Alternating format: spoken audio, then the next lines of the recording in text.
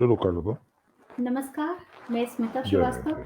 संस्थापिका जज़्बात के भवसागर से। आज बुधवार है, शाम के 7 बज चुके अब हैं कुछ कम और धीरे हम सुनो, हाज़िर हैं हल्की आपके सी। सामने भारत की महान विभूतियाँ नामक कार्यक्रम में, जिसमें हम ठीक भारत की ठीक ठीक। अनेक विभूतियों के बारे में अभी तक जान चुके हैं और आज एक बार फिर हम एक ऐसे व्यक्तित्व के बारे में जानने जा रहे हैं, जिनके बारे में ये कहा जाए कि इतिहास में सर्वाधिक प्रश्न चिन्ह के साथ जिनका आकलन किया जाता है, तो गलत नहीं होगा। महाभारत की एक ऐसी पात्र कृष्णा, कृष्णा उनका नाम, जिनको हम द्रौपदी के नाम से भी जानते हैं, उनके बारे में आज हमें और भी बृहद रूप से एक नए नज़रिए के साथ कुछ जानने को मिलेगा और इन सब जानकारी के लिए हमारे साथ हमेशा की तरह आज फिर उपस्थित हैं डॉक्टर रमेश कृष्ण जी। तो चलिए बहुत ही आदर के साथ उनका स्वागत करते हैं। सादर प्रणाम गुरु जी। जय श्री कृष्ण। जय। शुरू करें फिर। जी। ओ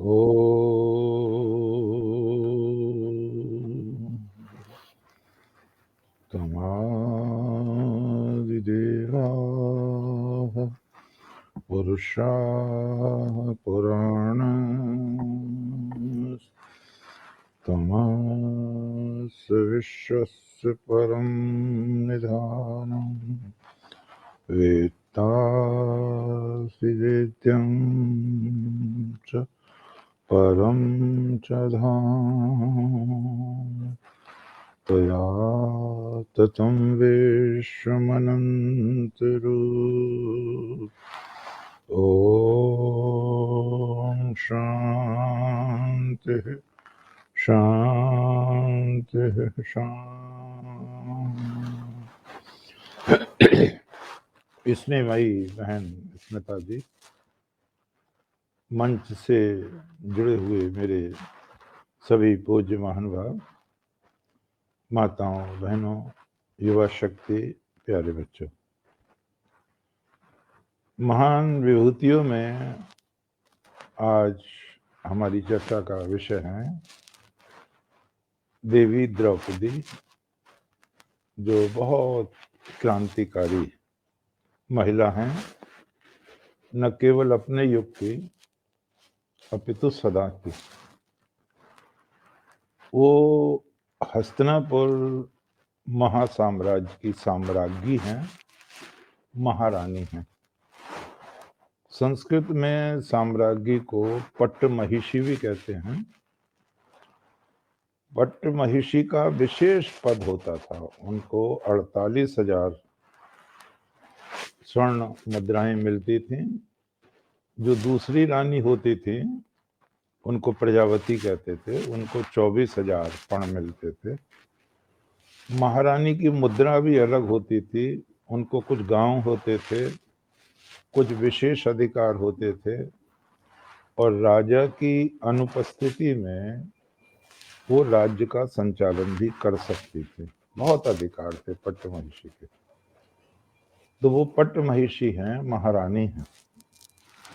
देवी द्रौपदी का मूल नाम कृष्णा है, जैसा कि हम और आप पहले चर्चा कर चुके हैं। महाभारत में 3 व्यक्ति हैं जिनका नाम कृष्ण है और एक कृष्णा है। जिन्होंने गीता का उपदेश दिया उनका नाम वासुदेव कृष्ण है। जिन्होंने गीता का उपदेश ग्रहण किया उनका नाम पांडव कृष्ण अर्थात अर्जुन है। जिन्होंने कृपा करके उसकी रचना की और गणेश जी से लिपिबद्ध कराया उनका नाम कृष्ण द्वैपायन व्यास है। और कृष्णा की उत्पत्ति अयोनिजा है, वो मानवी के पेट से पैदा नहीं मानी गई हैं, यज्ञ की अग्नि से उत्पन्न मानी गई हैं, वो भी और उनके भाई धृष्टद्युम्न भी। शतपथ ब्राह्मण में कहा गया है यज्ञो वै विष्णु, यज्ञ विष्णु का ही रूप है। तो ऐसी जो विभूतियां हैं वो विष्णु का अंश मानी जाएंगी, जो यज्ञ से उत्पन्न है। हम और आप देखते हैं भगवान श्री राम आदि सभी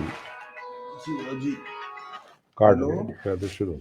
तो आदि सभी जो हैं यज्ञ से उत्पन्न है, भगवान राम वगैरह यज्ञ से उत्पन्न है। अभी ना बिजी हुए हैं। जेल में तो आप देखते अच्छा, मैं हैं भेजता हूँ आपको। वसुदेव और देवकी, वहां तो सिवाय ईश्वर की चर्चा के कुछ हो ही नहीं सकता, प्रार्थना ही प्रार्थना है। विश्वबंधु स्वामी विवेकानंद जी कहा करते थे कि वही संतान इतिहास का निर्माण करती है जो प्रार्थनाओं के पश्चात उत्पन्न होती है। हमारे यहाँ गर्भ में आने से पहले भी एक संस्कार है बच्चे का, गर्भ में आमंत्रित किया जाता है एक दिव्य विभूति को, पवित्र आत्मा को। जैसे आप देखते हैं मुसाफिर खाना है, रेलवे स्टेशन है, सार्वजनिक जगह है, अच्छे बुरे सब प्रकार के लोग होंगे वहां, लेकिन विशेष आमंत्रण के साथ बुलाया जाएगा, तभी श्रेष्ठ पुरुष आएगा। तो स्वामी विवेकानंद कहते थे वो दिव्य आत्माएं बुलाई जाती हैं। तो गर्भ स्थापन संस्कार से पहले सीमंतर्नयन संस्कार में आत्मा का आवाहन किया जाता था कि कोई अपवित्र आत्मा न प्रवेश कर जाए गर्भ में, असंस्कारी व्यक्ति न आ जाए। तो यज्ञ से उत्पत्ति है, नाम कृष्णा है। रंग कैसा है? रंग ऐसा है जैसा मेरा है, सांवला रंग है, ना तो गोरी है ना काली है, सांवला रंग है। एक ही अवतार गोरे हैं बस, चैतन्य महाप्रभु, बाकी सब अवतार सांवले हैं। सांवले में भी बहनों और भाइयों नील घन है, नील घन शब्द, नील घन श्याम, श्याम तो हैं लेकिन नीले घन के समान है, नीले घन। इसमें ध्यान दें थोड़ा सा, हम क्यों ऐसा कहा नील घन श्याम। जो आकाश है, आकाश से परमात्मा की उपमा दे देते हैं। 40वें अध्याय में यजुर्वेद के है ओम खम ब्रह्म। हालांकि पूरी नहीं पड़ती उपमा, फिर भी देते हैं समझाने के लिए। वो आकाश के समान व्यापक है। और बहनों और भाइयों आकाश कैसा है? आप देखें, ऊपर को नजर उठाए कि नीला है। अथाह समुद्र को देखें आप, नीला है। किसी सरोवर में बहुत ज्यादा जल होगा तो वो नीला दिखाई देगा, हाथ में लेंगे तो नीला नहीं है, ऐसे ये सामान्य। तो नीला रंग अनंत का प्रतीक है, अवतारवाद का प्रतीक है, आकाश का प्रतीक है। आप और हम चित्र देखते हैं जब गीता का उपदेश देते हैं भगवान, तो वो मेरे ख्याल से 10,000 में से 9,999 लोग ये गलती करते हैं कि अर्जुन का रंग गोरा कर देते हैं और भगवान का रंग तो सांवला ही रखते हैं। वो यहाँ गलती करते हैं। अर्जुन भी उसी रंग के हैं जिस रंग के भगवान श्री कृष्ण हैं। अर्जुन पर जिस दिन आएंगे तो बहुत विस्तार से चर्चा करेंगे इस बात की हम। और राम, लक्ष्मण, भरत, शत्रुघ्न चारों में 2 सांवले हैं, 2 गोरे हैं। बहुत कम लोग जानते हैं भरत भी सांवले हैं। भरत गोरे नहीं है, सांवले हैं। श्री राम सांवले हैं। तो अनंतता का प्रतीक है ये रंग। इसीलिए अवतारों को प्रायः इसी रंग से, नील घन श्याम रंग से दर्शाया जाता है, जो इस बात का प्रतीक है वो हमारी तरह रेंग रेंग कर जीने वाले नहीं हैं। आहार निद्रा भय मैथुनम च सामान्यमेतत् पशुभिर्नराणाम धर्मो हि तेषाम अधिको विशेषो धर्मेण हीना पशुभिः समानः। अधिकांश लोग क्या करते हैं? आहार, निद्रा, भय, मैथुन, इसी में जिंदगी समाप्त हो जाती है। तो शास्त्रकार कहते हैं ये तो पशु का और मानव का समान है, इतना तो हिस्सा। अगर किसी स्त्री की, किसी पुरुष की इसी में 4 क्रियाओं में ही उम्र बीत गई तो वो पशु स्तर तक रहा, आगे नहीं बढ़ा। वेद में एक मंत्र है, अहम पृष्ठात पृथिव्याः अंतरिक्षम आरोह्य। पृथ्वी लोक, ये नाभि से नीचे जो है पृथ्वी लोक माना गया, अपावन लोक। मूत्र का स्थान है इसमें, शौच का स्थान है, कामेंद्रिय है इसमें। तो वो कहते हैं मैं यहां तक था, लेकिन जब मुझे ज्ञान हुआ तो पृष्ठात पृथिव्या, मैं ऊपर उठा और कहाँ आया, हृदय में आया, और तारे जगमगाने लगे। फिर मैं यहां भी नहीं रुका, फिर मैं यहां आ गया ब्रह्मरंध्र में, जहां ईश्वर से साक्षात्कार होता है। आपने पढ़ा होगा, सुना होगा, कबीर जी का एक बहुत प्रसिद्ध श्लोक है, सायर नाही सीप बिन स्वाति बूंद भी नाही, कबीर मोती नीपजे सुन्न शिशरगढ़ माही।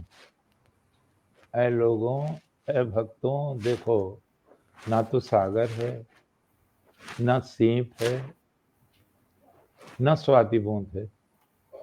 मोती बनने के लिए तीनों चीज चाहिए, सागर भी चाहिए, सीप भी चाहिए, स्वाति बूंद, स्वाति नक्षत्र में पड़े वो बूंद उसमें। तो कहते हैं सायर नहीं सीप बिन स्वाद बूंद भी नाही, कबीर मोती नीपजे सुन्न शिशरगढ़ माही। यहाँ मोती उत्पन्न हो रहा है, अर्थात ब्रह्मरंध्र में परमात्मा की ज्योति जल रही है, परमात्मा से साक्षात्कार हो रहा है। एक जगह और कहा है उन्होंने, पक्षी उड़ानी गगन को पिंड रहा परदेश। स्मिता जी ने कई बार कहा, कबीर पर भी बोले। कबीर पर बोलना आसान नहीं है, लेकिन मैं बहुत श्रद्धा रखता हूँ कबीर पर। तो वो कहते हैं कि पंखी उड़ानी गगन को पिंड रहा परदेश, पानी पिया चंच बिन भूल गया ये देश। पक्षी जीवात्मा उड़ गया, कहाँ उड़ गया, गगन में, ब्रह्मरंध्र में आ गया, कुंडली जागृत हो गई। पानी पिया चंच बिन, बिना चौंच के पानी पिया, भूल गया ये देश। फिर भौतिक जगत की सुध उसको नहीं रही। तो जो विभूति कोटि की विभूतियां हैं, जैसे भगवान ने कहा, यद यद विभूतिम मत श्रीमद मूर्जित्वे वा तत्तदेवावगच्छतम मम तेजो अंश संभवम। हे अर्जुन, जो जो विशेष ऊर्जामयी विभूतियां हैं वो मेरा अंश है, अर्थात वो ईश्वरीय कार्य को संपन्न करने के लिए पृथ्वी पर आई है। तो द्रौपदी भी ईश्वरीय कार्य को संपन्न करने के लिए पृथ्वी पर आई हैं। जो क्षत्रिय समाज है, जो दुष्ट हो गया है, जो कालपक्व हो गया है, जो मर्यादाएं त्याग चुका है, उसके विनाश के लिए उनका अवतरण हुआ है, संहार के लिए अवतरण हुआ है देवी द्रौपदी का। देवी द्रौपदी के बारे में अभी बहन जी ने बहुत अच्छा परिचय दिया। मुझे बड़ी प्रसन्नता हुई जब उन्होंने इस तरह से दिया, मैं नहीं कह पाया था उसको। उनका व्यक्तित्व तो बहुत सारे प्रश्न चिन्हों से घिरा हुआ है। ऐसी शायद कोई दूसरी पात्रा नहीं है जिसके व्यक्तित्व पर इतने प्रश्न चिन्ह हैं, और कोई दूसरी पात्रा झेल भी नहीं सकती, मर जाती, वो आत्महत्या कर लेती अगर उस पर इतने प्रश्न उठाए जाते। यहाँ हमें ये भी थोड़ा सा ध्यान रखने की चीज है, द्रौपदी और कुंती, ये जिस स्रोत से आ रहे हैं उसके बारे में भागवत काल ने क्या कहा है। यदोर्वंशम नराः श्रुत्वा सर्व पापै प्रमुच्यते, यत् यत्रावतीर्णो भगवान परमात्मा नराकृति। श्री कृष्ण के वंश यदुवंश की कीर्ति कथा सुनने से मनुष्य के पाप नष्ट हो जाते हैं। यत्रावतीर्णो भगवान परमात्मा, जहाँ भगवान परमात्मा ने मनुष्य रूप में अवतार लिया है। तो द्रौपदी का यह सौभाग्य है, देवी कुंती का यह सौभाग्य है, उस परंपरा में जन्म लिया है जिसको भगवान श्री कृष्ण ने सदा सदा के लिए पवित्र कर दिया है, अर्चनीय और वंदनीय कर दिया है। उस परंपरा में उनका जन्म है जिन्होंने गणतंत्र का दर्शन दिया है, गणराज्य दिया है, जिन्होंने दर्शन के क्षेत्र में गीता की ऊंचाइयां दी हैं, जिसने हमारी आर्यवर्त को भारत नाम दिया है, बहुत उपलब्धियां हैं, जिसने अपनी गाथा की संस्कृति के वांग्मय को हमारी संस्कृति का विश्वकोश की संज्ञा दिलाई है। महाभारत ही हमारी संस्कृति का विश्वकोश है। दिल्ली राजधानी जिनके वंशधरों ने बसाई है इंद्रप्रस्थ के रूप में, चारों ओर उनका अवदान है। आप कभी द्रौपदी को और कुंती को, भगवान श्री कृष्ण को, अर्जुन को देखें तो भारतवर्ष का कण कण इनके वंशधरों की महिमा और तपस्या से ऊर्जस्वित है। इतना ही नहीं, देश में, विदेश में, यूनान में, चीन में, जापान में बहुत उपनिवेश बसाए हैं, कंबोडिया में, इसमें जावा में, सुमात्रा में, बाली में, यथास्थान उनकी चर्चा करेंगे। तो देवी द्रौपदी को नमन करना चाहिए जैसे उन पात्रों को नमन किया जाता है। नारायणम नमस्कृत नरम चैव नरोत्तम देवीं सरस्वतीं व्यासम ततो जयम उदीरयेत। हे महाभारत का पाठ करने वाले व्यक्ति, कुछ बात ध्यान से सुनो। इसका जय नाम है, महाभारत का जय ग्रंथ को पढ़ने से पहले प्रणाम करो नारायण को, जो इष्ट देव हैं महाभारत के, जो नारायण के रूप हैं, इस समय जो कृष्ण के रूप में हैं। नरम चैव नरोत्तम, पूरी सृष्टि के सर्वश्रेष्ठ नर को, नरोत्तम, नरों में जो उत्तम हैं, जो आज अर्जुन के रूप में हैं, उनको प्रणाम करो। फिर कहते हैं व्यासम, फिर तीसरे कृष्ण को जो व्यास हैं उनको प्रणाम करो। देवीं सरस्वतीं, विद्या की अधिष्ठात्री देवी सरस्वती को प्रणाम करो। ततो जयम उदीरयेत, तब तुम्हें जय पात्र यानी महाभारत को पढ़ने की पात्रता, योग्यता प्राप्त होगी। देवी द्रौपदी के बारे में कई चीजें जानने की हैं। एक तो उनके बारे में पता नहीं कहां से अनर्गल बातें बहुत लिपटी हुई हैं, और वो कथावाचकों ने और बढ़ा दिए जायका ले लेके इसको। आज ही मैं स्वामी विवेकानंद से संबंधित इसमें मोबाइल में देख रहा था, पता नहीं कैसे वो गलत बात को कह रहा था, जो भी उसका था वक्ता, कि स्वामी जी ने शून्य पर भाषण दिया और उन्हें शून्य क्यों दिया गया, और स्वामी जी षड्यंत्र को ताड़ गए। तो मैंने बंद कर दिया हुआ है, तेरी गलत सलत जानकारी, शून्य पे कोई भाषण ही नहीं है।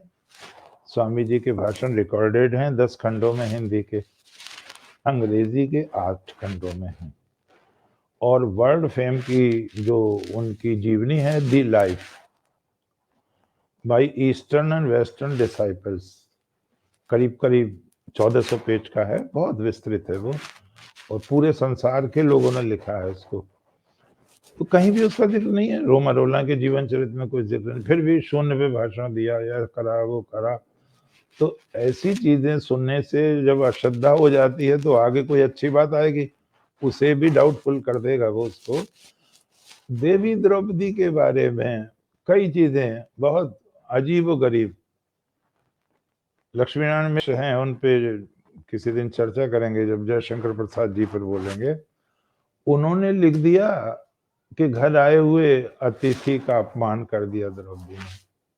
दूसरे लोगों ने भी लिख दिया, और लेखकों ने भी लिख दिया, मैं पढ़ रहा था, कि दुर्योधन को अंधे के अंधा कह दिया, अब वहां द्रौपदी है भी नहीं, वो जहां गिर रहा है उस सभा में, वहां द्रौपदी तो अंतःपुर में है, द्रौपदी है भी नहीं वहां। और जो महल दिखा रहा है वो भीमसेन दिखा रहे हैं। वो धोती उठाता है तो भीमसेन कहते नहीं, पानी नहीं है, पानी की भ्रांति है, ये रचना है इसकी। वो सोचता है कि मुझे बेवकूफ ना समझे, तो जहां सचमुच पानी है उसे भी उसने यही समझा, और वहां गिर पड़ा। तो हंस पड़े लोग। आगे चल के उसे लगा दरवाजा है, था नहीं दरवाजा, तो उसका सर दीवार से टकरा गया। तो उसने अपने पिता से कहा, ये आके घर पे, जले निपतितम दृष्ट्वा जहाज विरकोदरहा, मुझे पानी में गिरा हुआ देखकर विरकोदर बहुत जोर से हंसा। किंकराश्च, फिर नौकर भी हंस दिए। फिर औरों का नाम लिया, यमौ, नकुल सहदेव हंसे।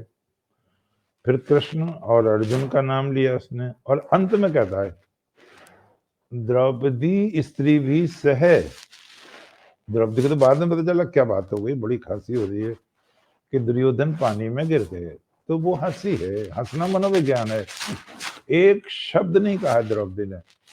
पता नहीं कहां से अंडे खजूर में बच्चे बबूर में द्रौपदी ने कहा अंधे के अंधे होते हैं और फलाना होता है, ढमका होता है, उसे बदनाम कर दिया। फिर वो अपने पिता से कहता है कि मैं जब दरवाजा समझ के दीवार से टकरा गया तो भीम ने मुझसे कहा, धृतराष्ट्र आत्मज इतो द्वारम नराधिप। ये है अंधे कंधे, धृतराष्ट्र के आत्मज, धृतराष्ट्र की आत्मा से उत्पन्न, अर्थात अंधे के अंधे। ये है, ऐसे नहीं कहा अंधे के अंधे, अलंकारिक का है, अंधे के अंधे, धृष्टात आत्मज इतो द्वारा। अरे दरवाजा इधर है, भले आदमी कहाँ वहां दीवार से टकरा गया तो। और उसने अपने पिता से ये भी कहा है दुर्योधन ने, मुझे इतना क्रोध आया कि मैं जान से मार दूं भीमसेन को, लेकिन बड़ा होशियार है। वो कहता है ऐसा संभव नहीं था। क्यों? शिशुपाल इव अस्माकम गति, फिर जो शिशुपाल का हुआ वही मेरा हो जाता, तो कौन लड़ता महाभारत की लड़ाई में। तो हमने बदनाम द्रौपदी को कर दिया। एक और जगह बदनाम करते हैं द्रौपदी को, जब भीष्म पितामह उपदेश दे रहे हैं शरशैया पर, तो द्रौपदी हंस पड़ी। अब यह शिष्टता की बात है, जो शैया पर हैं, तीरों की शैया पर हैं, असह्य वेदना में हैं, वहां कोई हंसने का समय है? द्रौपदी हंसती। युधिष्ठिर ने डांटा तो उन्होंने कहा क्या बात है बेटी? भीष्म ने कहा, बोले ये ज्ञान की जो बातें हैं तब कहाँ थी आपकी, जब हमारे साथ अत्याचार अन्याय हो रहा था।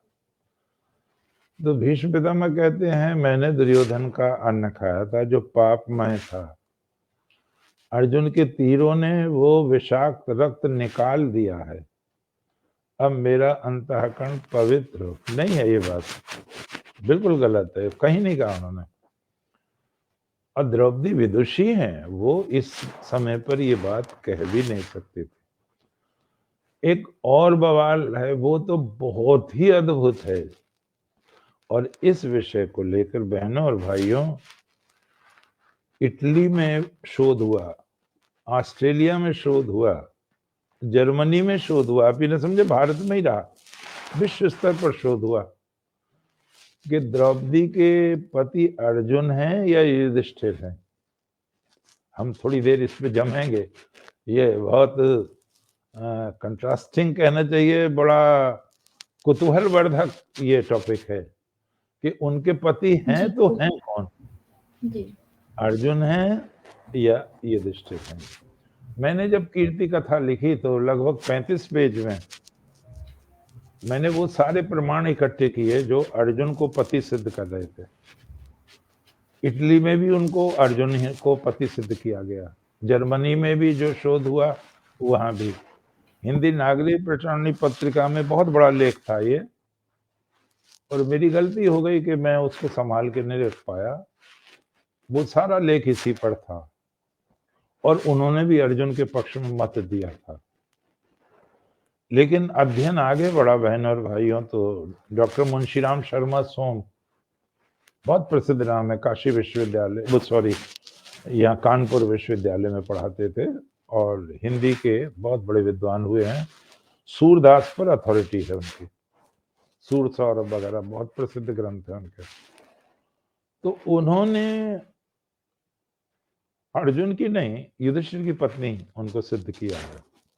फिर आर्य समाज के एक बहुत बड़े विद्वान हुए अमर स्वामी, पहले अमर सिंह नाम था उनका, शास्त्रार्थ करते थे वो, फिर सन्यासी हो गए थे। तो उनकी किताब का नाम है कौन कहता है द्रौपदी के 5 पति थे, ये उनकी किताब का नाम है, गाजियाबाद से छपी है।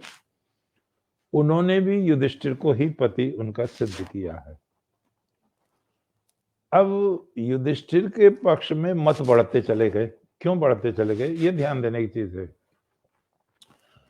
देखिए, न्यायतः तो अर्जुन की पत्नी है वो, जो कि स्वयंवर की शर्त ही है।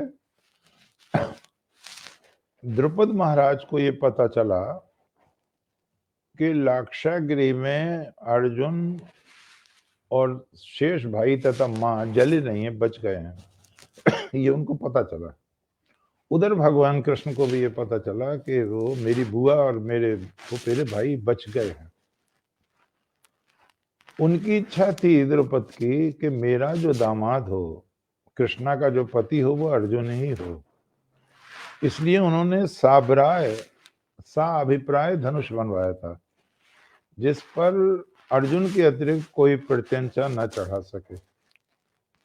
शिशुपाल चढ़ाता है, जरासंध कोशिश करता है, दुर्योधन करता है। तो क्या तकनीक थी, झटका लग के वो लेट जाता, जमीन पे गिर जाता था और हंसी का पात्र हो जाता था। जरासंध तो इतना अपमानित हुआ कि झटका खा के फिर वो रुका ही नहीं, वापस बिहार चला गया, बिहार मगध में चला गया वापस। कर्ण को परमिशन नहीं दी, द्रौपदी ने मना कर दिया, ना हम वरयामि सूतम। द्रौपदी के चरित्र का ये निखार है। कोई और लड़की होती शायद शर्मा जाती, ना कह पाती। छात्र तेज उनमें बहुत है, योद्धा हैं वो, योद्धा मनोवृत्ति है उनकी। तो उन्होंने कहा ना हम वरयामि सूतम, मैं सूत जाति के व्यक्ति का वर्ण नहीं करूंगी। ना बाप से डरी वो, ना भाई से डरी, ना किसी समाज से डरी, ना प्रथा से डरी। कुछ महिलाएं बड़ी बहादुर हुई हैं बहनों। आपको राम जी की महानता का तो पता है, विश्ववंद है, भगवान है, अवतार हैं, सब कुछ है। लेकिन जहाँ सीता ने उनको डांटा है, आपका ध्यान कम जाता है वहां। सीता ने डांटा है एक बार श्री राम को। हम लोग इस की चर्चा नहीं करते हैं, करनी भी नहीं चाहिए, लेकिन जानना चाहिए कि जब उनका क्षत्रियत्व जागता है सीता जी का, तो राम को डांटती है। क्या कहती है उनको, प्राकृत मनुष्यों की भाषा बोलते हो, संस्कृत का अभ्रंश उल्टा, प्राकृत जंगली और संस्कृत संस्कार किया हुआ। आप प्राकृत मनुष्यों की भाषा बोलते हैं। मुझे क्या इस प्रकार की स्त्री समझा है आपने? रावण ने मेरा हरण किया तो मैं परवश थी, मैं क्या कर सकती थी? और तब उन्होंने कहा लक्ष्मण तुम सीता चुनो, अर्थात मैं स्वयं ऐसे व्यक्ति के संग नहीं रहूंगी।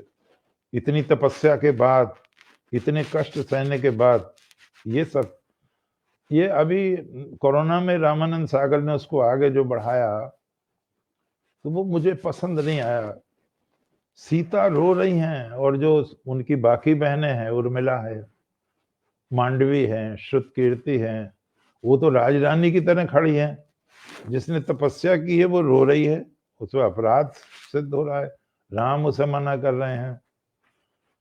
इसीलिए तुलसीदास को ये पसंद नहीं था, तुलसीदास ने इसकी कोई चर्चा नहीं की है, इसे भगवान राम पर। मैं थोड़ा गहरे में ले चलूँ आपको, कभी कभी मुझे भी नहीं पता होता मैं कहाँ उतर जाऊंगा। मैंने इतना पढ़ इतना रखा है कि मुझे कभी कभी खुद भी ये पता नहीं रहता मैं बोलूंगा क्या। एक बहुत बड़े विद्वान हैं, मैंने चर्चा की थी गुरु के कांगड़ी पर बोलते समय। उनका नाम था दामोदर सातवलेकर। गीता का इतना बड़ा भाष्य या तो रजनीश का है या उनका है, बहुत बड़ा भाष्य, कई खंडों में है। अद्भुत विद्वान थे, वेदों पर भाष्य, 101 वर्ष की उम्र पाई थी, बहुत बड़े चित्रकार थे। दामोदर सातवलेकर जी की एक किताब है भारतीय संस्कृति, मैं उसको बहजोई से मांग के लाया था एक आर्य समाजी मित्र से। तो उसमें एक लेख था स्त्री नारी अपहरण की समस्या। तो वेदवती का अपहरण हुआ है वैदिक युग में, उसका उदाहरण दिया उन्होंने। फिर रावण का उदाहरण दिया उन्होंने, फिर सीता का उदाहरण दिया। रावण के कई हैं इस तरह के आचरण, इसीलिए रावण को शाप दिया था वेदवती ने, तो किसी स्त्री के साथ बल प्रयोग करेगा तो जल के मर जाएगा, तो इसलिए वो बचता था, बल प्रयोग नहीं किया फिर उसने। तो उन्होंने कहा वैदिक सतयुग में भी अपहरण होता था, लेकिन एक दो, त्रेता में जो कुछ बढ़ गया प्रचलन, द्वापर में बहुत ज्यादा बढ़ गया, और इतना बढ़ा कि कहते हैं नरकासुर जो आसाम का राजा है, जिसको भौमासुर भी कहते हैं, कि उसने 16,000 लड़कियां कैद कर ली। ये प्रार्थना जब श्री भगवान पर आई द्वारका में,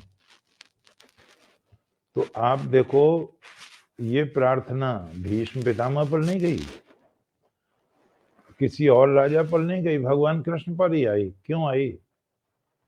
दूसरों के दुख को दूर करना ये कृष्ण का प्रण है, दूसरों का नहीं है, ये समर्पित है वो। इंद्र ने संदेश भेजा कि उसने हमें हरा दिया है, हम हार चुके हैं उससे, आप ही देव माता अदिति के कुंडल ला दें हमको, और जो निर्दोष बेटियां हैं उनको स्वतंत्र करा दें।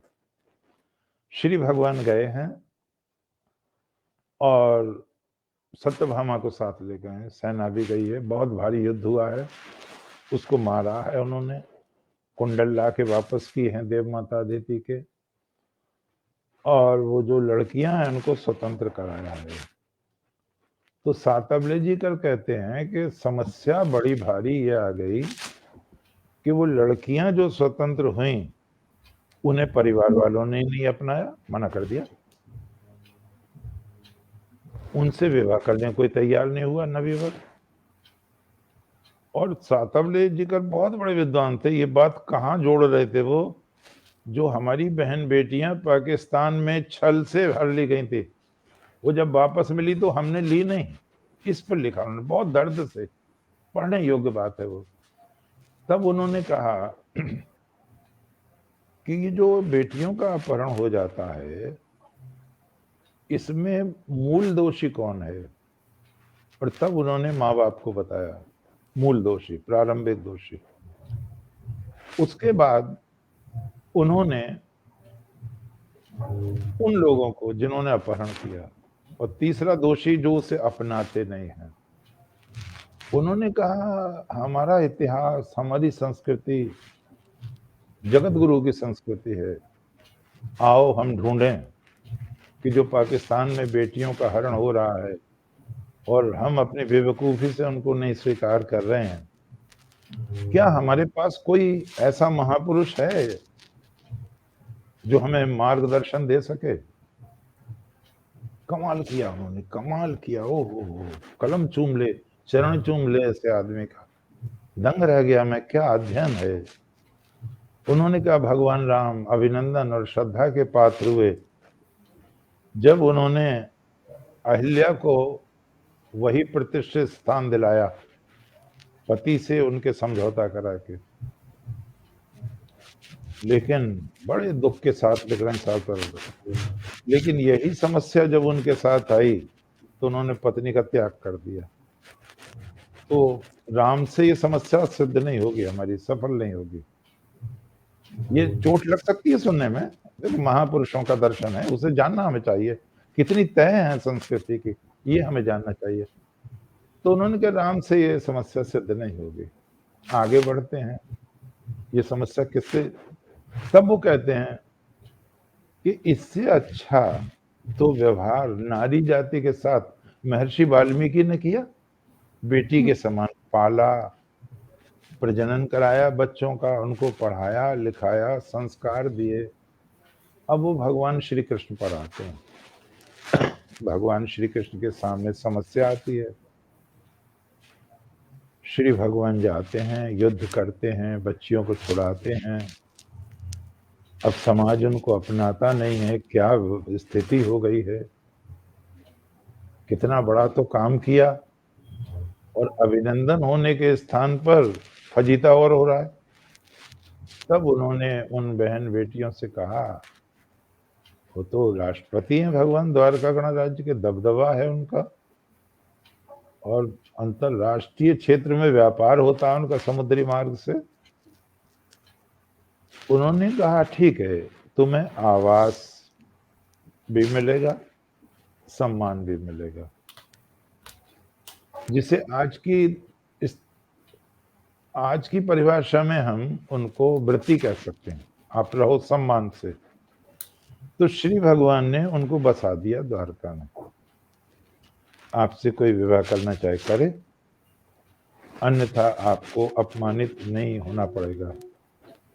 तो वो कहते हैं सातवलेकर जी ने, हिंदुओं को भगवान कृष्ण की शरण में जाना चाहिए, कोई भी अपवित्र नहीं है। मैं संकेत से कहूंगा, भगवान मनु ने बहुत अच्छी बात कही है। एक जगह उन्होंने कहा है नारी का मुख सदा पवित्र रहता है। दूसरी जगह उन्होंने कहा नारी के साथ अगर छल भी हो जाए तो ईश्वर ने ऐसी व्यवस्था की है, वह स्वतः शुद्ध हो जाती है। बहुत बड़े विद्वान है, कमाल किया उन्होंने। पांडुरंग बामन काणी, 6 खंडों में इतिहास है धर्मशास्त्र का, अद्भुत विद्वान थे। उन्होंने वराहमिहिर का उदाहरण दिया है, कुछ और महान लोगों का उदाहरण दिया है जिन्होंने स्त्री जाति के प्रति अपार श्रद्धा व्यक्त की है। मैं आपको यहां तक इसलिए ला रहा हूं कि हमने स्त्री जाति के प्रति समय समय पर अपमान किया है, पक्षपात किया है। मैं शायद तीसरे दर्जे में पढ़ रहा था, चंदोसी में कोई सिनेमा हॉल था, नाम याद नहीं रहा मुझको, रामराज उसमें पिक्चर चल रही थी। सीता का परित्याग हो चुका था, दोबारा उनको अश्वमेध यज्ञ किया भगवान राम ने। तो उन्होंने कहा वशिष्ठ जी ने कि आप दूसरा विवाह कर लें, क्योंकि सीता तो परित्यक्त थी। तो राम ने कहा नहीं, मैं दोबारा विवाह नहीं, दूसरा विवाह नहीं करूंगा। बोले फिर यज्ञ नहीं होगा बिना पत्नी के। तो बोले ये आप जाने यज्ञ होगा या नहीं। कितना साहस दिखाया, बहुत ये अच्छी बात की राम ने। और मैं तो तीसरे दर्जे में पढ़ता था, मैं पता नहीं क्यों मुझे वो चीजें नहीं भूलती आज भी जो मैंने बहुत छोटेपन में देखी हैं। मुझे झटका लगा, हालांकि मैं कोई समझदार तो था नहीं इस समय। तो भगवान राम ने एक प्रश्न किया वहां गुरु जी से, आज भी ज्यों का त्यों याद है मुझको। ये सन 48 की बात आपसे बता रहा हूँ। गुरु जी, एक आदमी कितने विवाह कर सकता, एक पुरुष? तो वशिष्ठ जी की दाढ़ी हिल गई। बोले राजा तो कई विवाह कर सकता है। भगवान राम ने बहुत शालीनता से पूछा, एक स्त्री कितने विवाह कर सकती है? हाँ, तो गड़बड़ में पड़ गए गुरु जी महाराज। नहीं नहीं नहीं, स्त्री तो एक ही विवाह कर सकती है, दूसरा नहीं कर सकती। बोले कारण? अब कारण पे गुरु जी अटक गए। अरे भगवान राम पूछ रहे हैं, कोई मामूली आदमी थोड़ी पूछ रहा है जो कोई वो बहका देते। तो भगवान राम ने ही जवाब दिया है। पिक्चर बनाने वाले ने कमाल किया है। बाबू राम मिस्त्री वगैरह होते थे उस समय, व्यास थे कोई, बहुत अच्छे डायलॉग थे। तो भगवान राम ने कहा ये स्त्री के साथ अन्याय इसलिए नहीं हुआ कि शास्त्र पुरुष प्रधान है, शास्त्र पुरुषों ने बनाए हैं। सारे स्मृति ग्रंथ किसी स्त्री के नाम से स्मृति ग्रंथ नहीं है। स्मृति ग्रंथ मतलब कानून की किताब है। पाराशर स्मृति, मनु स्मृति, याज्ञवल्क्य स्मृति, अत्रि स्मृति आदि आदि। तो मैंने कहा अरे भगवान राम ने कैसी बात पूछी है कि कमाल ही किया है। तो यहाँ पर दामोदर सातवले जी कहते हैं हमने स्त्रियों के साथ हमेशा पक्षपात किया है, ये शोभनीय नहीं है संस्कृति के लिए। तो यहाँ पर द्रौपदी का कौन पति है, हम थोड़ी देर इस पर बात करते हैं। शर्त पूरी करते हैं अर्जुन, और कर्ण से खतरा था, उसको काट दिया गया। भगवान कृष्ण बैठे हैं वहां बहुत साफ लिखा है महाभारत में, भगवान कृष्ण हैं, प्रद्युम्न है, उनका पोता भी है अनिरुद्ध, लेकिन वो स्वयंवर में तटस्थ हैं। भगवान मात्र दर्शक हैं, वो भाग नहीं ले रहे हैं।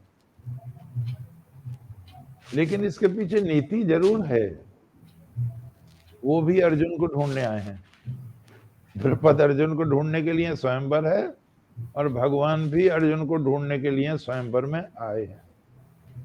और एक और प्रयोजन है बहनों और भाइयों, कि द्रौपदी जो है, कृष्णा जिससे कार्य करना है परमात्मा का, ईश्वरी कार्य करना है, दुष्टों के विनाश में जिसको भूमिका निभानी है, वो कहीं दुष्ट के यहीं ब्याह के न चली जाए।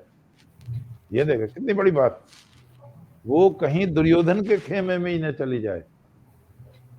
इसीलिए वो अपने बेटे को लाए थे, प्रद्युम्न को, कि अगर किसी से वो शर्त पूरी नहीं होती है तो प्रद्युम्न को उतार देंगे स्वयंवर में, प्रद्युम्न कर देते उसको हल। लेकिन भगवान बहुत धैर्य से उन सब चीजों को देख रहे हैं, बहुत धैर्य से देख रहे हैं। एक बहुत प्यारी बात यहां ध्यान रखें, हम और आप, और विशेष रूप से लड़कियों के पिताओं को मैं कहता हूं, थोड़ा सा, मैं दखल नहीं देना चाहता, थोड़ा सा कहना चाहता हूं। लड़की का पिता जब वर की खोज में जाता है, तो अगर वो कुछ नहीं मांगता, उसे देते भी कुछ नहीं। मैंने कई जगह देख ली बात, वो सोचते हैं ब्याही ना हो रहा होगा, हद तुम्हारी ऐसी कहता थी, अब तो उसे और ज्यादा दो जो नहीं मांग रहा है। तो वो ये सोचते हैं कि ये इसने तो कुछ मांगा ही नहीं, तो इसे देने की जरूरत भी नहीं है। हम लोग करते क्या हैं, तारीफ तो हम भले आदमियों की करते हैं, भले बच्चों की करते हैं, और बहन और बेटी दुर्योधन को देकर आते हैं, मकान किसका बड़ा है, बस है किस पे ज्यादा है। अब कोई मुझे कुछ डांटने ना लगे, अब बता, नोट निकलना है दीवारों में से, सुरंगों में से, तुम्हारी जय है, सोने की ईंट निकलनी है, भले आदमी क्या गड़बड़ कर रखा है, देश को लूट रहे हो, क्या तमाशा तुमने बना रखा है। तो लड़की तो इन्हें दे के आएंगे खरदूसरों को। ये बात ध्यान रखने की है आज नारी के हक में थोड़ी सी।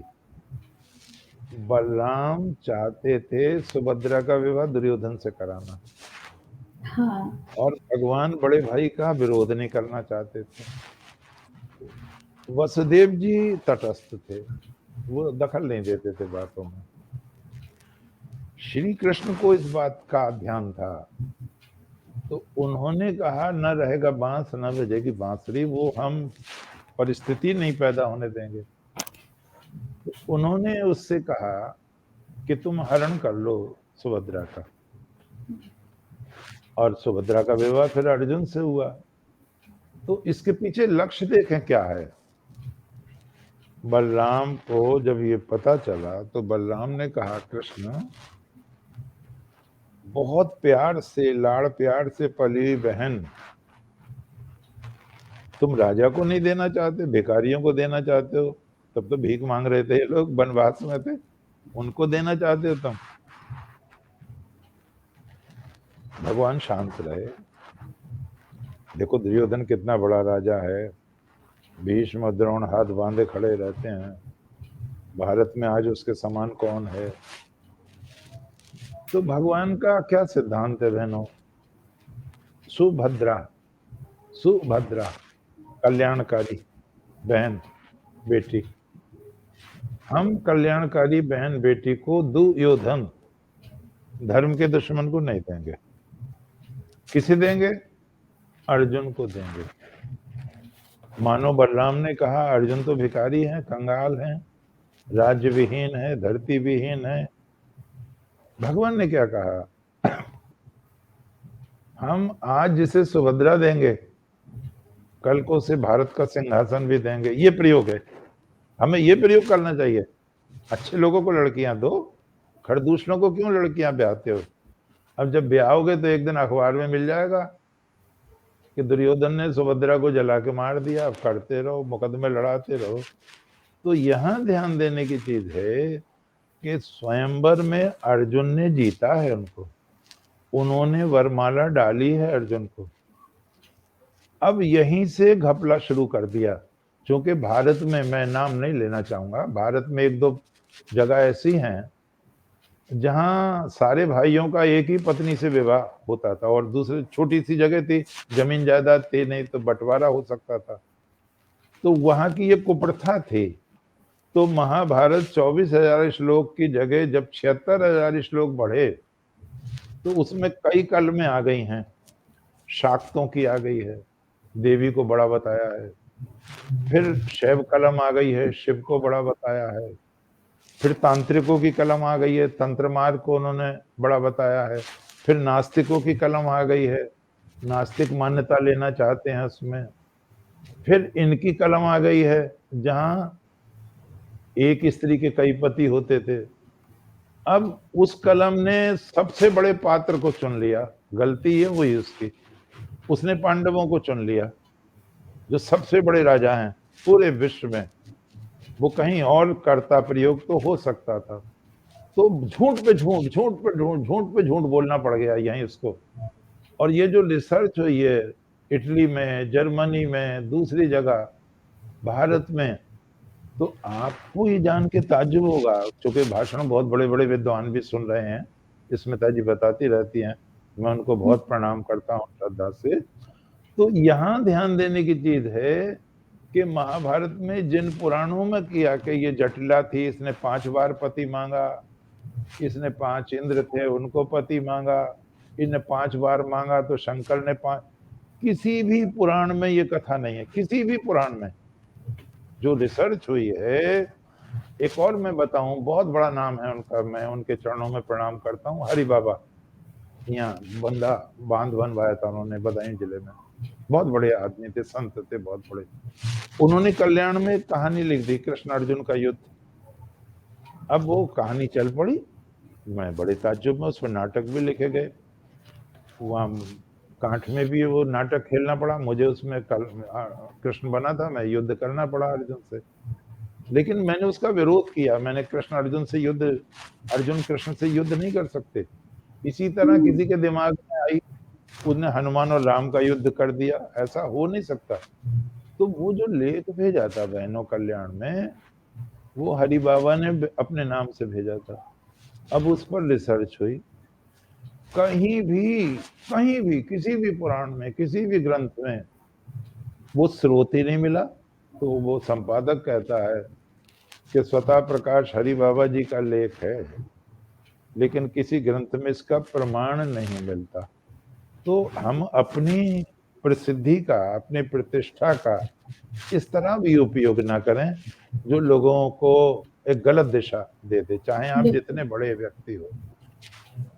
अर्जुन ने का वर्ण किया उन्होंने, अब यहीं से झूठ बोलना शुरू हो जाता है। जब जयमाला डल गई और यहाँ लड़ाई के चांस हो गए, तो बिल्कुल साफ लिखा है महाभारत में, पढ़ना आप आदि पर्व में, युधिष्ठिर नकुल सहदेव को भेज दिया जहां ठहरे हुए थे, कुम्हार के घर में भेज दिया, वहां ठहर कर रहे थे।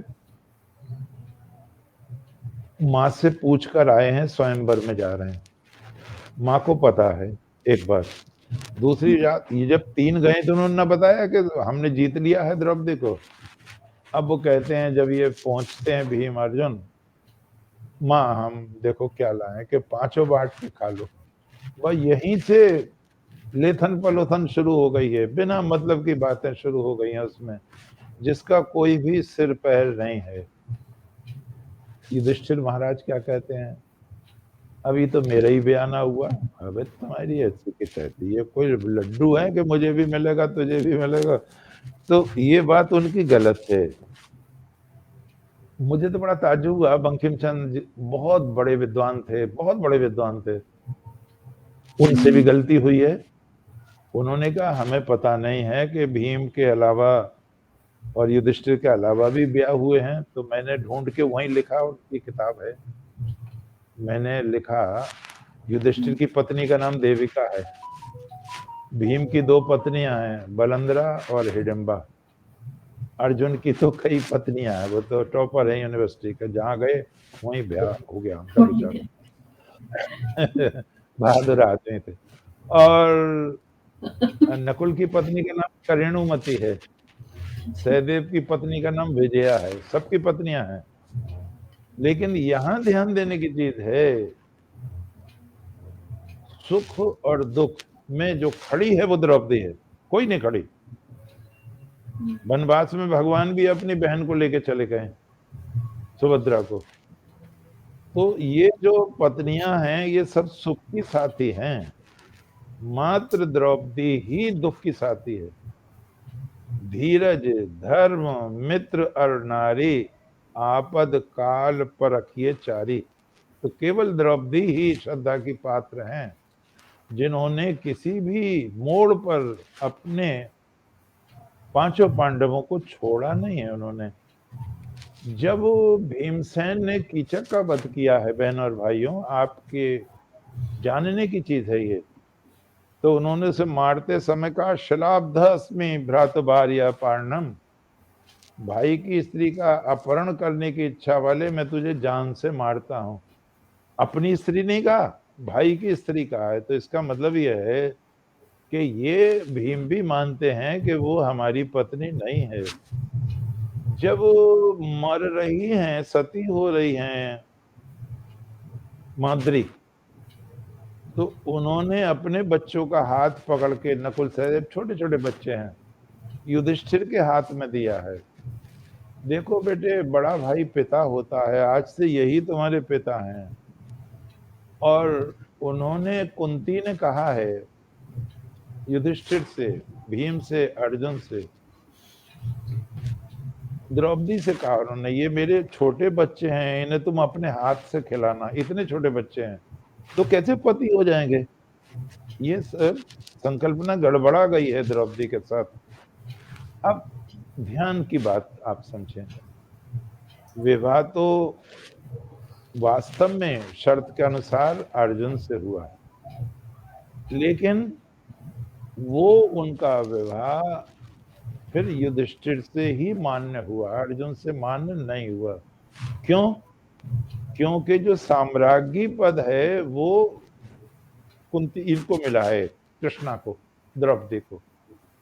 और उन्होंने कहा है भगवान कृष्ण से, जब संधि की शर्तें कराने जा रहे हैं, हे प्रभु, जब आप संधि की शर्तें चलाने लगें तो दुशासन के द्वारा घर्षित इन केशों को मत भूल जाना, केशों को मत भूल जाना।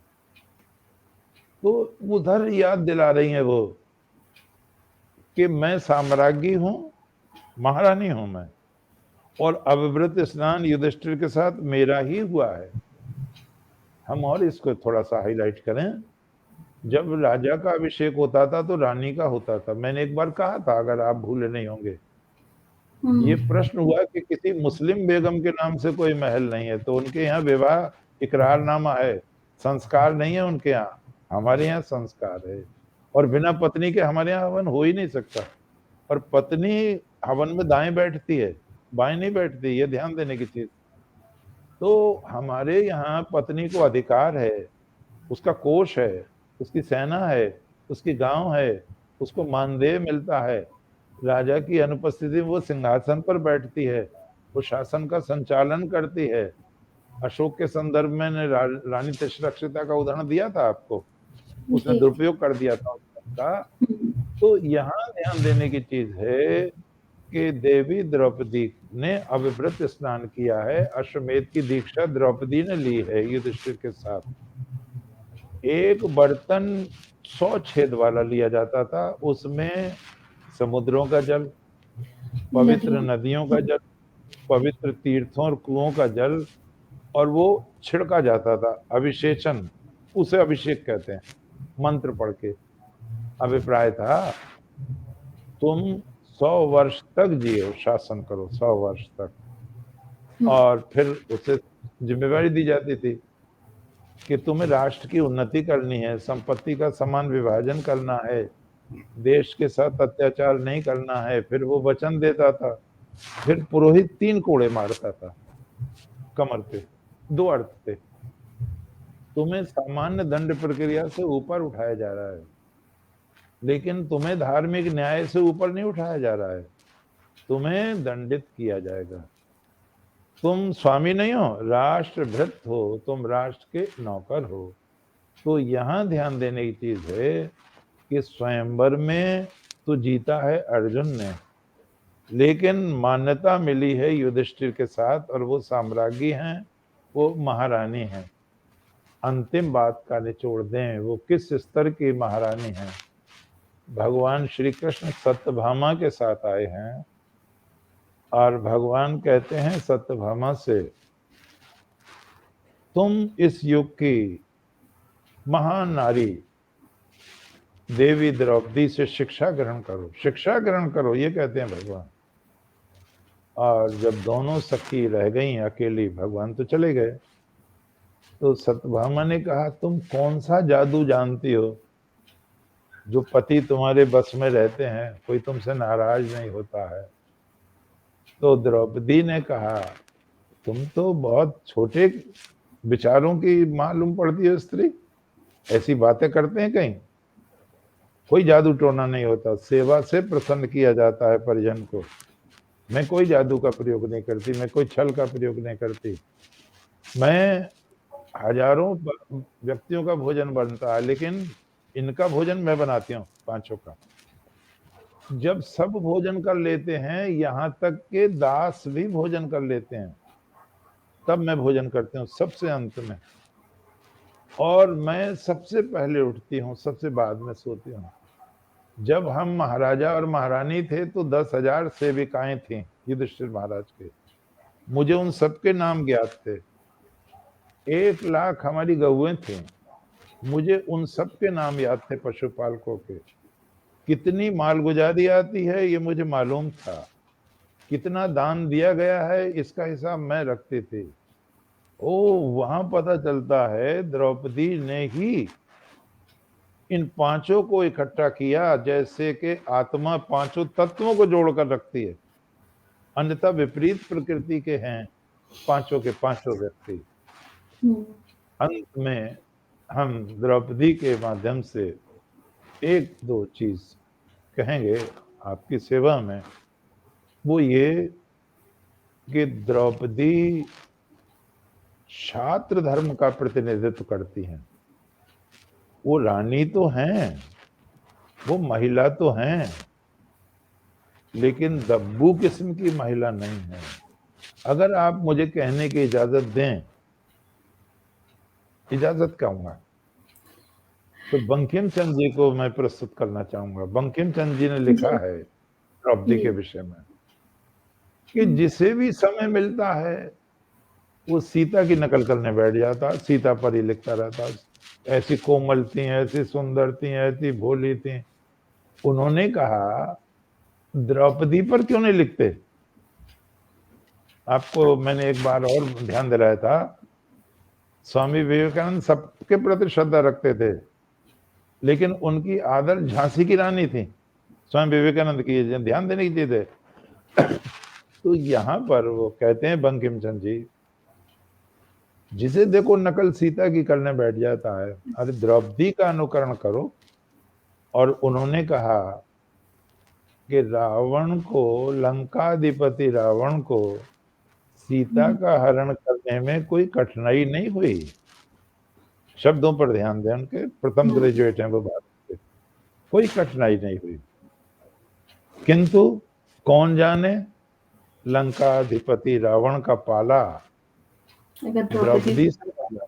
ये शब्द हैं, द्रौपदी से पड़ जाता तो उनकी वही स्थिति ना होती जो कीचक की हुई। और जो द्रौपदी के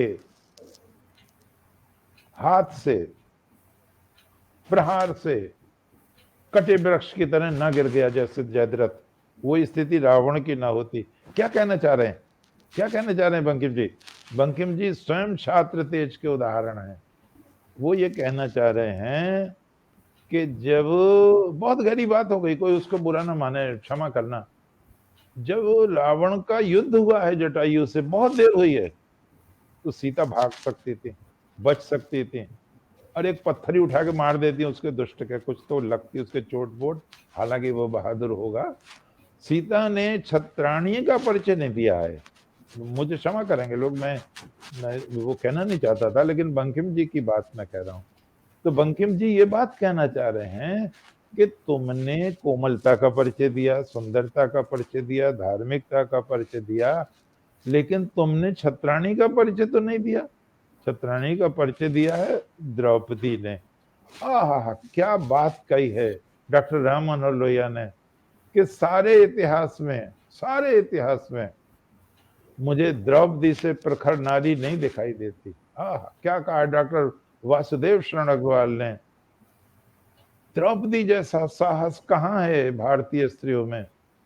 फिर उन्होंने कहा है बंकिम चंद्र जी ने, अरे उस स्त्री का दर्शन करो, उसको नमन करो, उससे शिक्षा ग्रहण करो, जो भरी सभा में उस व्यक्ति को डांटती है जो धर्म का ठेकेदार है, भीष्म पितामह, वो भरी सभा में उस व्यक्ति को डांटती है जिसके चरणों में हजारों शिष्य झुकते हैं, द्रोणाचार्य को डांटती है वो उनको डांटती है, धृतराष्ट्र को डांटती है वो, और ये कहती है आज भारतों का धर्म नष्ट हो गया है, आज पृथ्वी पर धर्म का रक्षक कोई दिखाई नहीं देता है। क्या ये बहरे हैं? क्या सभी अंधे हैं? उन्हें दिख नहीं रहा है? पौत्र वधु को वैश्या कहा जा रहा है, गंदे इशारे किए जा रहे हैं। वो सभा नहीं है जहां लोग सत्य नहीं बोलते। वो सत्य नहीं है जो छल से भरा हुआ हो। जब असत्य से, दोषों से बिंदकर कोई व्यक्ति आता है और सभासद उसका न्याय नहीं करते, तो वो पाप उन्हें ही खा जाता है। और यहीं पर ध्यान देने की चीज है, भगवान श्री कृष्ण ने भी कहा है कि हस्तिनापुर में भीष्म और द्रोण भी सदा सत्य बात नहीं कहते। ओहो, क्या कहा भीष्म पितामह ने, जरा सुनो आप, क्या कहा भीष्म पितामह ने। भीष्म पितामह को हम नमन करते हैं, चरणों में प्रणाम करते हैं, लेकिन उन्होंने इतिहास को धोखा दिया, उन्होंने नारी जाति को धोखा दिया, उन्होंने अपने महामहिमा में मंडित व्यक्तित्व पर दाग लगा लिया। उन्होंने कहा, देवी द्रौपदी, तुम जो प्रश्न मुझसे कर रही हो वो अपने पति से ही क्यों नहीं करती हैं? युधिष्ठिर से पूछो। तुम ये पूछ रही हो बार बार कि पहले युधिष्ठिर हारे हैं या मुझे लगाया है दांव पे हारने के बाद, या हारने के पहले। अगर वो स्वयं हार गए हैं तो उन्हें कोई अधिकार नहीं है मुझे दांव पर लगाने का। भीष्म ने धोखा दिया है, इतिहास को धोखा दिया है, द्रोण ने धोखा दिया है इतिहास को। केवल विदुर ने धर्म की रक्षा की है, विदुर ने अन्याय का प्रतिरोध किया है, भीष्म ने, द्रोण ने नहीं किया वहां पे। ओहो, भीष्म ने बड़ी कमजोर बात कही। आज ये भी जानना चाहिए हमें। मैं जहां फूल चढ़ाता हूं वहां आपको वो भी चीजें याद दिलाता रहता हूं जो गलतियां हम दोबारा ना करें, अगर हम उस ऊंचाई पर पहुंचे। भीष्म ने इतिहास को धोखा देते हुए एक और बात कही, बेटी, क्या बात कर रहे हैं बेटी, धर्म दब जाता है बलवान के सामने, धर्म दब जाता है बलवान के सामने। आपको ध्यान होगा भीष्म के चाचा वालिक, द्रोण, कृपाचार्य, इन सब ने भगवान से प्रार्थना की है जब संधि दूत बनकर गए हैं। हमारे घरों को भी पवित्र कर दीजिए। भगवान ने मना कर दिया। अब देखो, यह है कृष्ण चरित्र। भीष्म से तुलना करो, द्रोण से तुलना करो, सबसे तुलना करो, मना कर दिया।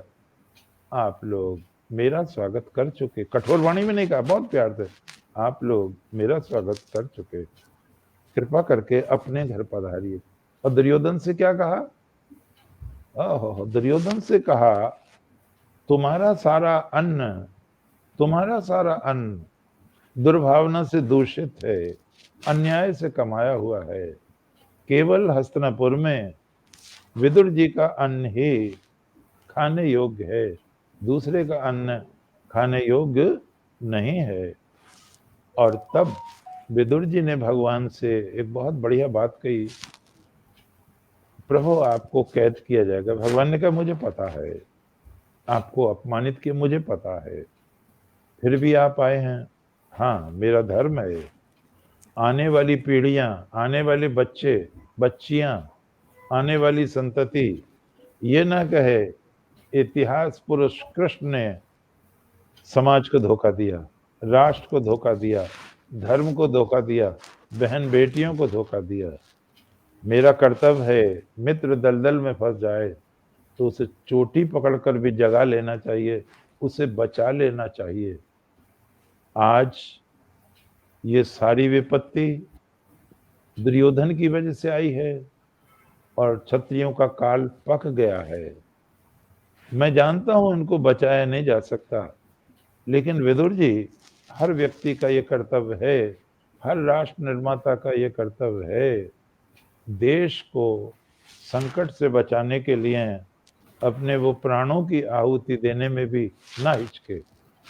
द्रौपदी ने एक और बात कही, हम उसे कह के आपको बहुत बहुत आपको धन्यवाद। प्रश्न भी है, द्रौपदी ने एक प्रश्न है कीर्तन त्रिपाठी जी का, आप मैं उसके बाद रखूं, इंतजार कर रही थी।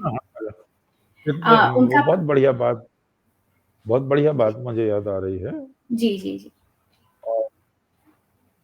आपके कहने से मैं भूल भी गया वो बात, जो बहुत अच्छी बात याद आई। नहीं, आपने द्रौपदी के विषय में अंतिम एक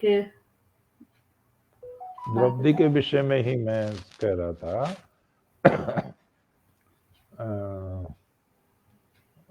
कभी कभी वो लहर निकल जाती है दिमाग से तो फिर नहीं आती।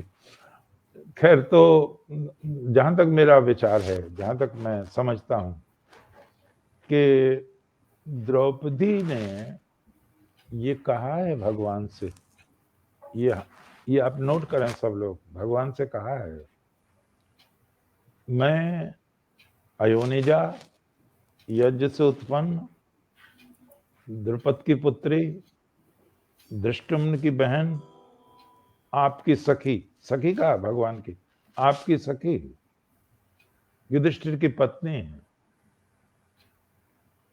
क्या इस अपमान की योग्य थी जो मेरा अपमान हुआ? भीम की गदा, अर्जुन के गांडीव को धिक्कार है।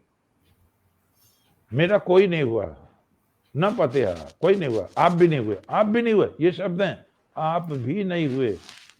बहनों, अगर कृष्ण ने उनका चीर बढ़ाया होता तो द्रौपदी ये नहीं कहती, उनको धन्यवाद देती। भगवान ने स्वयं कहा है, अगर मैं होता तो आप पर ये विपत्ति नहीं आती, इसलिए ये द्रौपदी का चीरहरण नहीं हुआ है। ये महाभारत के प्रक्षेप में बढ़ाया गया है। ठीक उस तरह जैसे पहले 5 पति दिखा दिए, फिर पिंड छुड़ाने को कथाओं पर कथाएं, झूठ पर झूठ।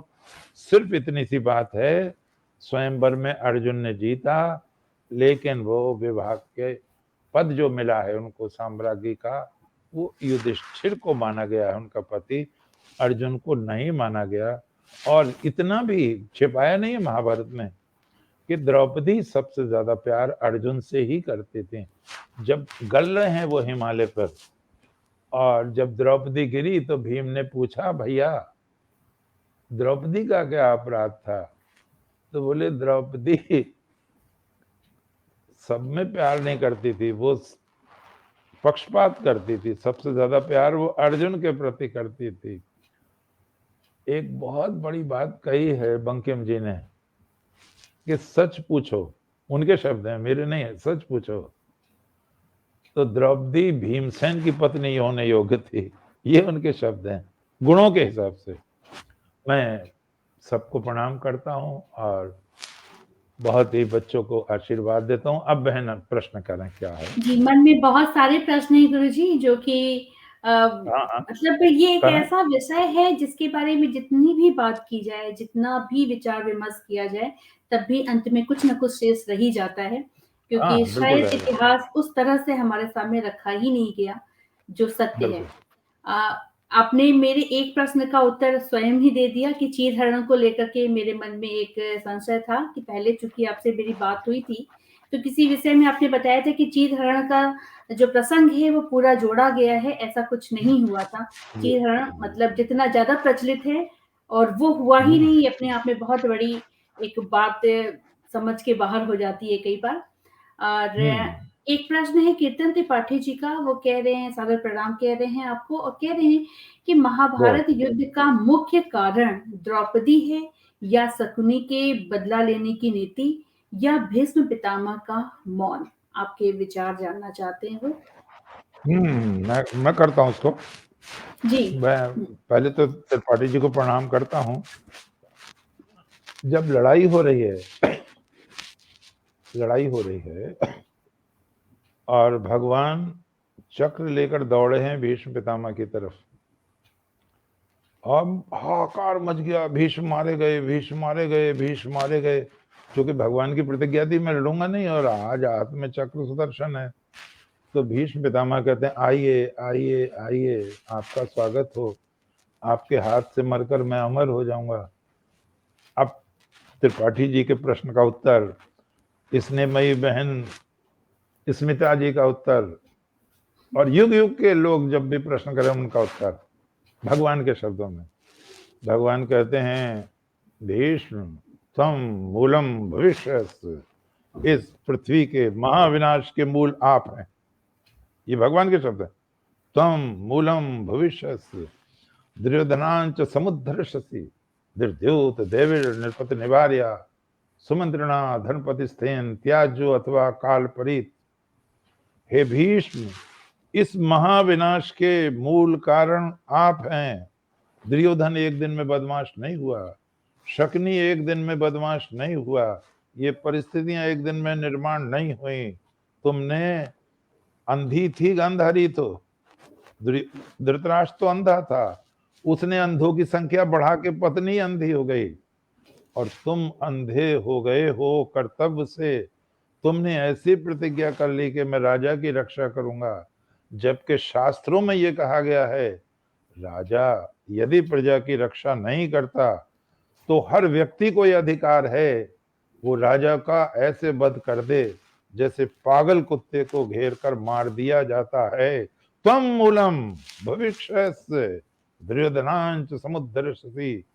आपकी इन अज्ञानता के कारण ये मूल पाप की बढ़ती चली गई।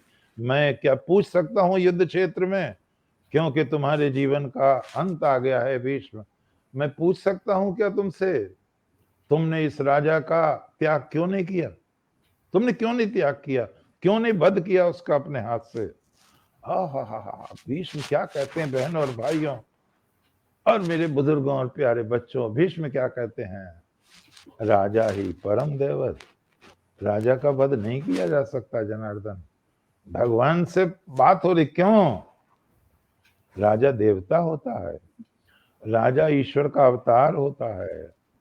और तब भगवान ने कहा ईश्वर की यही गुण है, बच्चों को आग में जलाना, मां को आग में जलाना, जहर देकर मारना, ये ईश्वर के गुण हैं। और तब उन्होंने कहा क्या ये राजा की प्रतिज्ञा नहीं है, यांच रात्रिम जाय हम यांच प्रेतास्मि तद व्यमंत्रेण निष्ठापूर्त से लोकम सुकृतम आयु प्रजाम ब्रजिन था यदि ते द्रोह्यमिति। राजा प्रतिज्ञा करता है यदि मैं प्रजा के अधिकारों का हनन करूं तो जिस रात्रि में मेरा जन्म हुआ है, जिस रात्रि में मेरी मृत्यु होगी, इन दोनों के बीच के अंतराल में जो मैंने पुण्य कमाया है वो नष्ट हो जाए, मेरे बच्चे नष्ट हो जाएं, मुझे घोर नरक मिले, यदि ते द्रोह्येमिति, यदि मैं द्रोह करूं। तो भीष्म पितामह से भगवान ने पूछा, क्या तुमने पालन किया है वेद की इस आज्ञा का? और बहनों और भाइयों, और भगवान ने कहा, हमने कंस का परित्याग कर दिया था या नहीं कर दिया था? तुम्हारे सामने उदाहरण था, तुमने इससे लाभ नहीं उठाया। इसीलिए रविन्द्रनाथ ठाकुर ने कहा था हजारीप्रसाद द्विवेदी से, इतिहास ने द्रौपदी ने भीष्म को कभी माफ नहीं किया। और हजारीप्रसाद से कहा था उनके एक साहित्य मित्र ने कि हजारीप्रसाद तुम्हें इतिहास माफ नहीं करेगा, जैसे द्रौपदी ने भीष्म को माफ नहीं किया था। हजारीप्रसाद ने लिखा था इमरजेंसी के बाद कि मैंने कौन सा पाप किया है, आप सबसे बड़े हिंदी के साहित्यकार थे विश्व में, क्या आपने इमरजेंसी के खिलाफ, अत्याचार के खिलाफ, बच्चों के नाखून उखड़वा लिए गए, कुआरे बच्चों की नसबंदियां करा दी गई, हाहाकार मच गया, क्या आपने 2 शब्द लिखे और लज्जित हो गए? तो भगवान कृष्ण हर उस व्यक्ति को कह रहे हैं भीष्म पितामह के माध्यम से जो शक्ति का दुरुपयोग करता है। तो महाभारत के मूल कारण पितामह भीष्म हैं। भगवान कृष्ण के शब्दों में मैंने दोनों चीजें रख दी, आप स्वतंत्र निर्णय कर सकते हैं। और कोई प्रश्न है तो बताओ। नहीं, कोई प्रश्न वो तो नहीं, आज आप ही है, आभार है, बताएं। बहुत सारा प्रशंसा है, बहुत सारा नहीं, बताएं प्रणाम है। नहीं, नहीं, प्रशंसा छोड़ो, प्रश्न कोई नहीं है। और लेकिन मैं अच्छा, चाहूंगी कि चूंकि जब हाँ आपके पास पोस्ट आ जाता है, आप पढ़ लेते हैं, तो उस समय से ही प्रश्नों की एक श्रृंखला बना करके आप रखा कीजिए। आप चाहें तो पोस्ट में भी डाल सकते हैं, अगर वो प्रश्न पहले से आ जाएंगे तो हम लोग उसके बारे में शुरू से ही बात कर सकते हैं। तो अच्छा, कीर्तन त्रिपाठी जी, पटल की सक्रियता हाँ, वाक़ई थोड़ी-सी शिथिलता की तरफ रही है, लेकिन मैं विश्वास दिलाती हूँ कि अगले सप्ताह से ठीक हो जाना चाहिए। थोड़ी-सी व्यस्तता रही, थोड़ी पारिवारिक कुछ समस्याएँ ऐसी थीं, जिसकी वजह से थोड़ा मन मैडम ले लो बेटा। विचलित चल रहा था। तो अब उम्मीद करती हूँ कि ठीक हो जाएगा। 1 सप्ताह और दे दीजिए आप मुझे। मांडवी वर्मा जी हैं, प्रणाम कह रही हैं आपको और कह रही हैं कि बहुत-बहुत आभार, हमें इतनी अच्छी जानकारी देने के लिए। और साथ में हमारे साथ यहाँ पे जुड़े हुए हैं राजेश राज जी, आशु कवि हैं, कह रहे हैं बहुत ही सारगर्भित विश्लेषण, प्रणाम कह रहे हैं आपको और अद्भुत कह रहे हैं। तो सभी लोग आपके प्रति आभार भी व्यक्त कर रहे हैं, नमस्कार कह रहे हैं। सुनील शर्मा जी हैं, ग्रेट। अर्चना यादव जी जो आपके परिवार से ही हैं, वीरेंद्र श्रीवास्तव जी हैं, प्रणाम कह रहे हैं आपको। राजकुमार सेवक जी जुड़े रहे हमसे, रमा पंत जी हैं, भानु प्रकाश श्रीवास्तव जी हैं, मांडवी वर्मा जी, अखिलेश कुमार जी और आरएस डी चातक जी, ये लोग हमसे जुड़े रहे। सभी लोग आपको प्रणाम कह रहे हैं और बहुत-बहुत आभार व्यक्त कर रहे हैं अपने शब्दों में। आगामी व्याख्यान स्वामी विवेकानंद पर है ना, बता दें। हाँ, 12 जनवरी उनका जन्म दिवस है और युवा दिवस के उपलक्ष्य पे बहुत सारी ऐसी बातें पता चलेंगी, बहुत सारी ऐसी बातों का जिक्र होगा कि जितना भी हम पढ़ें वो कहीं न कहीं छूट जाता है। तो मुझे इसलिए भी लगता है कि 100 किताबों का जो निचोड़ एक साथ हमें यहाँ पे प्राप्त होता है, वो अद्भुत है। तो सभी को बहुत-बहुत प्रणाम, बहुत-बहुत धन्यवाद और आभार कि आप यहाँ पे जुड़े। अन्य कार्यक्रम के लिए थोड़ा-सा और इंतज़ार कीजिए, बहुत जल्दी हम सारे कार्यक्रम एक बार फिर से शुरू करेंगे। कुछ नए कार्यक्रम भी मन में चल रहे हैं, उनके बारे में भी आपको बताया जाएगा, तो पटल से जुड़े रहें और इसी प्रकार अपने जो भी मन में आता है आपके विचार हैं, कोई प्रश्न है तो यहाँ पे आप दीजिए। गोरखपुर के वरिष्ठ कवि संगम संस्थापक श्री नरसिंह बहादुर चंद जी को श्रद्धांजलि। जी हाँ, अभी गोरखपुर के एक वरिष्ठ नीचे क्या लिख रहे हैं? गोरखपुर के वरिष्ठ कवि संगम संस्था के संस्थापक श्री जी, नरसिंह मैं पढ़ रही हूँ। हाँ, गोरखपुर की एक संस्था है कवि संगम संस्था। संगम संस्था के जो संस्थापक थे वरिष्ठ कवि श्री नरसिंह बहादुर चंद जी, जिनका कल देहावसान हो गया, तो उनको श्रद्धांजलि। भगवान उनको अपने चरणों में स्थान दे, क्योंकि कुछ ऐसे लोगों का जाना बहुत खल जाता है, पूरे समाज के लिए एक रिक्त स्थान बना जाता है। बहुत सारे लोग हैं जो उनसे जुड़े रहे बहुत लोगों को उन्होंने बनाया है, तो ये एक बहुत बड़ी बात होती है। तो आपने ध्यान दिलाया, ऊपर बहुत-बहुत तो बटन तो धन्यवाद करो पहले जी। और फिर बहुत जल्दी मिलते हैं, तब तक के लिए अपना ख्याल रखिए क्योंकि कोरोना की लहर एक बार फिर से बहुत तेज़ी से फैल रही है, तो कोशिश कीजिए कि आप भी घर में रहें और अपनों को भी ध्यान में रखिए, लोगों से बात वाह, करते वाह! रहिए, अपनी सबको संवेदनाएँ प्रणाम, व्यक्त बहुत। करते रहिए। सबसे बस ज़्यादा हाँ, स्मिता जी को प्रणाम, सबसे ज़्यादा आपको। जय हिंद, जय भारत। जय श्री कृष्ण, जय श्री कृष्ण। अच्छा।